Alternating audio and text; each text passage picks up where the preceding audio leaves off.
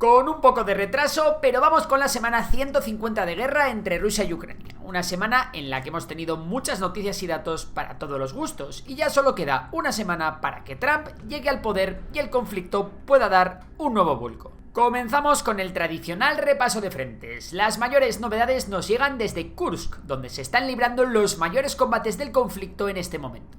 Allí, a pesar de que vivimos la novedad que suponía que los ucranianos realizasen contraataques locales, estos fracasaron y los rusos han ganado algo de terreno en el noroeste del territorio controlado por Ucrania.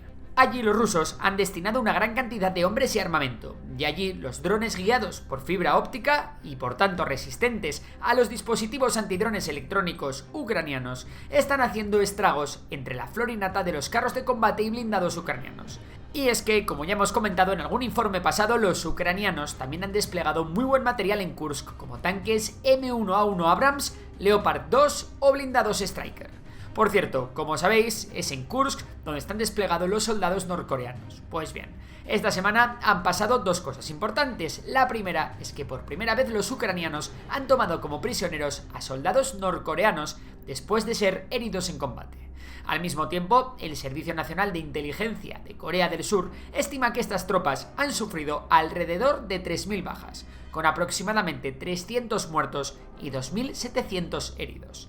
Además, la inteligencia surcoreana afirma que las autoridades norcoreanas han ordenado a sus soldados suicidarse para evitar ser capturados, temiendo represalias contra sus familias en caso de rendición. Como curiosidad, mirad esta propaganda que los ucranianos han dejado caer en Kursk, en la que se promete a los soldados norcoreanos que podrán vivir plácidamente en Corea del Sur. Más allá de Kursk, los rusos han avanzado algo al oeste de Kurakhove. Lo más importante es que ahora la aldea de Yantarne está en la zona gris, pero los ucranianos mantienen su presencia en Dache, lo que lleva semanas ralentizando el avance ruso, que sigue siendo extremadamente lento. Más cosas, según publica Forbes, por primera vez en los 35 meses que Rusia lleva librando la guerra más amplia contra Ucrania, los ucranianos podrían tener una ventaja en cuanto a tanques sobre los rusos, pero solo en ciertos sectores del frente. Reducidos a disparar desde posiciones camufladas a kilómetros de la línea del frente, los tanques rusos son esencialmente obuses imprecisos, que simplemente no pueden alcanzar la línea del frente para realizar un ataque. Sin embargo, salvo en los sectores donde los drones de fibra óptica están desplegados, los rusos no están siendo tan efectivos a la hora de neutralizar los tanques y blindados ucranianos.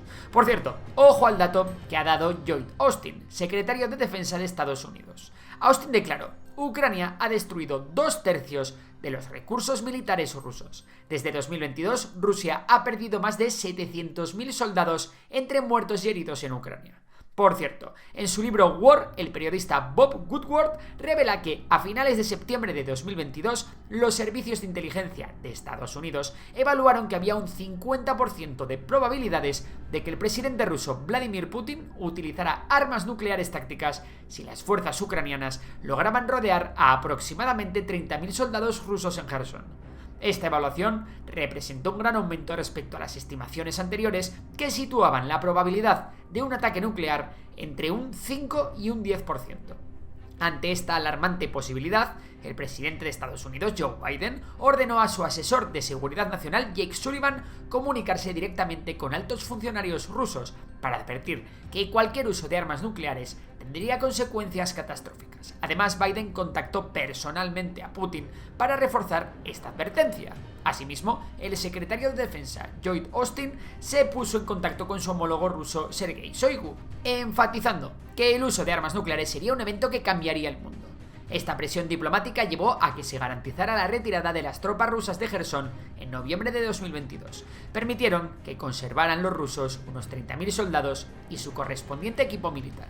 Vamos con temas más políticos. El primer ministro eslovaco Robert Fico ha criticado duramente al presidente ucraniano Volodymyr Zelensky, acusándolo de mendigar y chantajear a otros países para obtener ayuda financiera. Estas declaraciones surgen en medio de crecientes tensiones entre Eslovaquia y Ucrania, intensificadas por la reciente decisión de Kiev de suspender el suministro de gas ruso, una medida que ha impactado a varios países de la Unión Europea, incluida Eslovaquia.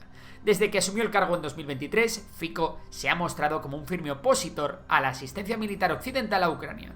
Sostiene que el país no tiene posibilidades de derrotar a Rusia militarmente y que debe priorizar una solución diplomática al conflicto. Bajo su mandato, Eslovaquia también ha dejado claro que vetará cualquier intento de adhesión de Ucrania a la OTAN. Y esto es todo por esta semana. Recuerda que tienes ya disponible nuestro curso de geopolítica en la cumbre. Te dejo el link en la descripción y dar una oportunidad que os prometo que le hemos puesto todo nuestro empeño para que sea lo mejor posible. Por lo demás, un saludo y hasta la próxima.